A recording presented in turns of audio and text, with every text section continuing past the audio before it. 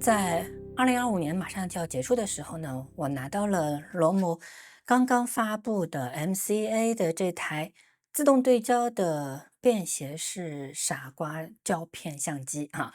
呃，应该说心情还是很激动的，因为当时他发布了这个信息了以后，我们看了一下，我们都在讨论说，哇，在这个年代啊，还有动力去发布一台全新的这个胶片相机，已经是勇气可嘉的事情了。京东上这个在圣诞节前后呢，它陆陆续续开始发售了，送到了我们手里。然后网上呢也有大家不断的给到样片，给到大家的这个使用的这个体验。那我拿到了这台小相机以后的我做了一个简单的一个感想。那这台相机，特别是那个 Lomo，它的这个影像文化，但是非常特别。我觉得它是一种不走寻常路的，非常自我标榜的一些影像的这个体验和影像的这个主张。特别是它的那些包装啊，很特别，很复杂，然后又沉淀了很多他自己的一些文化的这个精髓。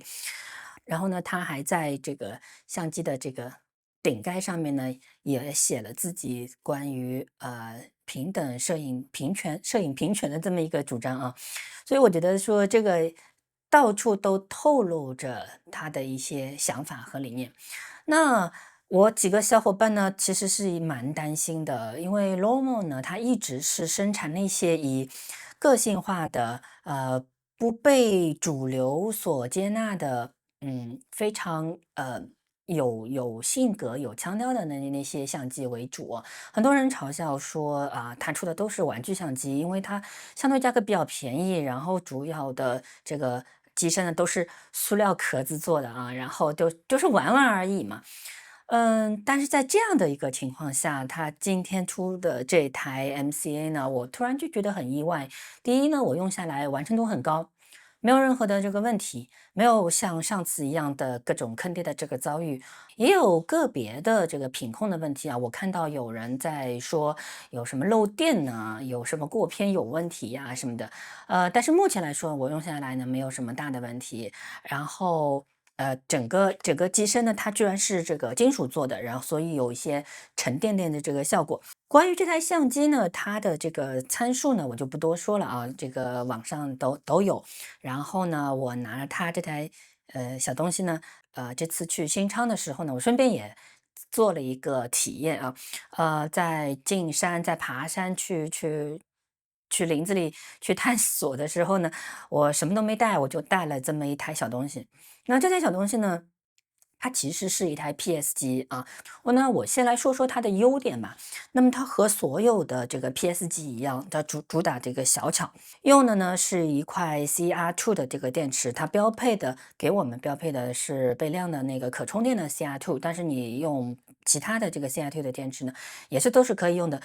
一节电池呢，官方说呢可以拍十几个卷啊，所以不用担心电量的问题。有自动对焦，也有手动对焦啊，自动测光，最近对焦距离呢是0.4米，我觉得也够用啊。然后它里面呢，这个取景框里面呢，就是有两个指示灯，一个呢是蓝颜色，一个是橙色。如果蓝颜色在闪烁的话呢，那么说明这个没有办法对上焦。没有办法对上焦呢，有两个原因。第一呢，它太近了快门不起作用。第二个原因呢，是你会没有过片。橙色的灯在闪烁的时候呢，说明这个快门可能会比较慢，那么可能会导致抖动，它会提醒你。但是在取景框里面呢，它是没有任何的这个数值的这个表示的。它这个装卷的时候，它需要把片头呢插到这个片轴的这个槽里面去。那么插到槽里面去，你稍微带一下，看上这个胶卷带上了，你就可以关舱门，就可以拍了。那么这样的话呢，实际上我拍下来的基本上每一卷呢都能拍到39张。有时候有一次那个计数器跑到40张，我就很慌，因为我以前在徕卡上面计数器跑到40张呢，就意味着什么呢？意味着你那张这个胶卷没有挂上，你这一卷都白拍了啊。但是我又仔细看了一下，它下面的这个片轴呢是会跟着走的，所以其实是挂上的，它只是片头它跑的比较少。那么这样的话呢，我就可以多拍1、2张。那么这在胶片很贵的这个年代呢，我们每一卷可以多拍个3、5张，我觉得还是蛮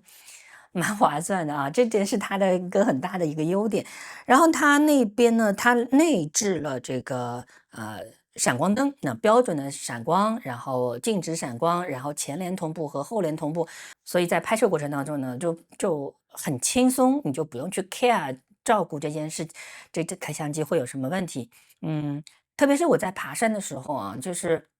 那爬得很累，如果你这台相机又大又沉，像宾得6.7那种很巨大的东西的话，我可能以现在我的这个体力呢，是根本没有可能是爬到山上去的。但是呢，这台小相机就另外一回事，它非常的小，我放在背包里啊，揣口袋里啊，都不碍事儿，然后呢，拍出来也不错。前面是我说它的优点啊，特别是在2025年像罗摩这样的以玩具相机著称的厂商，能够认真的去做出这么一台很严肃的这个可用性的，就是很认真可以去拍的那种相机，我觉得还是蛮不错的，还是值得可以肯定和鼓励的。当然呢，这是因为可能是他第一台就是严肃的这个相机哈，所以它其实还是有一些被人诟病的这个地方。比如刚才我说的，它这个对焦的这个动静太大，其实对焦的速度呢也没有那么快，但是不是说很慢啊，但就没有那么快。第三，最重要的一点呢，是它那个镜头，它虽然是玻璃镜头，又带镀膜，但实际上我们在样片当中可以看到，其实它的分辨率并没有那么高。起码我肉眼可以看到，它和 T3呐、它和 TC1呐、曾经的著名的这个 PS 相机相比的话，它的镜头的这个水平呢，还没有达到那种水平。所以呢，你不能在这个相机上面期待能够得到一个高品质的这个画面。这个镜头呢，还有一个问题呢，就是它暗角很大。它的暗角特别大，哪怕我是在这个阳光下用 F16去拍，它的暗角还是很大，这周边是有一圈暗角。那说的好听点，它是个氛围感；但说的不好听呢，其实就是是个缺陷啊。就是你全开有暗角我可以理解，但是你 F16你还是有暗角，就很难理解啊。更何况它是一个玻璃的带镀膜的这个镜头，所以这点是蛮可惜的。所以呢，但是你指望它能够像这个T3这样子的一个高品质的这个镜头，能够得到一个很好的影调和影像的话呢，那你就可能会大失所望了。那这次拍摄的话呢，我是用金200两个卷都分别试了一下。金200呢，在它的这个设备上面呢，基本上就是一个很平庸的这么一个表现。颜色的话呢，你也不能说它完全不对，但没有什么个性，也没有什么出彩的地方。所以呢，我是觉得说，这台相机呢，我曾经是希望说我拿它来做T3的这个平替啊，因为 T3现在实在太贵了啊。然后但是实际上可能会让你失望。还有一个问题呢，是我发现我在拍了大概4、5卷了以后，发现每一卷的最后几张，它都会有小小的碟片，这个很让我困惑，可能是它的这个片轴的设计啊，或者说怎么样子的情况，就是它的这个最后几张它会有碟片，这个会给大家造成一些困扰。但是因为最后几张是第37、38、39章的时候呢，实际上是我们多出来的会赚到的那几张，所以其实拍到最后呢，其实可能大家拍起来也不是特别认真了。但是大家一定要脑子要记住，就是说最后几张它是有问题的。那么还有一个情况呢，就是你打开镜头的时候呢，这个镜头本身它是有框量的，它不是那么紧，它不是那么牢固的在这个机身上，它是有感觉好像要掉下来的那种框量啊。我个人认为用下来以后，我觉得还是不错的。当然，它现在这3000多块、4000块不到的这个售价是不是划算，是不是合理？那么这就是人见智的地方。我只是期待说，它如果有下一代的话，这个镜头真的是值得去好好的去打磨，好好的去升级。如果你是对画质有相当要求的这个人来说，那它不是一个值得推荐的这个相机，但是它比那些它以前生产的这个玩具相机的这个品质和完成度要高的很多很多，所以应该说它比不上那些顶级的这个 PS 相机，但是在现在在这个价位，你能够拿到一台全自动的自动测光、自动对焦，手动过片、手动导片的这么一台相机来说的话呢，已经很不容易了，因为像那些好著名的这个 PS 相机 T3太贵了，是不是？TC1、T2，或者说以前出的那个康泰时的 G1、G2这些很优秀的这个电子化的这个胶片相机呢，它已经慢慢的在开始老化，已经过去20年了。所以呢，它的电子元器件呢都在老化当中，所以它就有很多的这个故障，然后这些故障呢又没有办法去修，而这台新的这个相机呢，它维修、它的保养、它的售后应该是非常健全的，所以呢，还是那句话啊，就是每个人有自己的这个选择。那么我觉得，如果你能够接受它的这些不足的地方，那剩下的东西呢，都是非常好的，那个都好非常好的这个它的这个优点了啊。所以这是我想简单跟大家做一个分享，分享一个我拍了大概5、6卷的这个以后的这个情况，然后。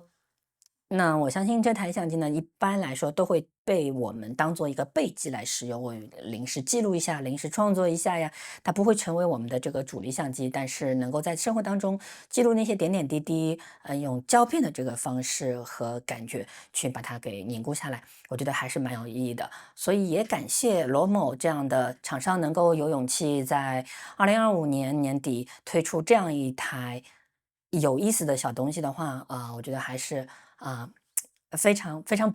棒的啊！我觉得胶片市场还是要不断的注入新鲜的这个血液，让更多的这个人去感受到胶片的这个魅力啊！胶片不死是因为我们都热爱它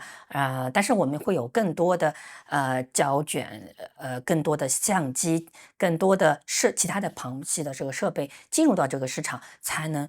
不断注入新鲜的这个血液、新鲜的活力，让胶片在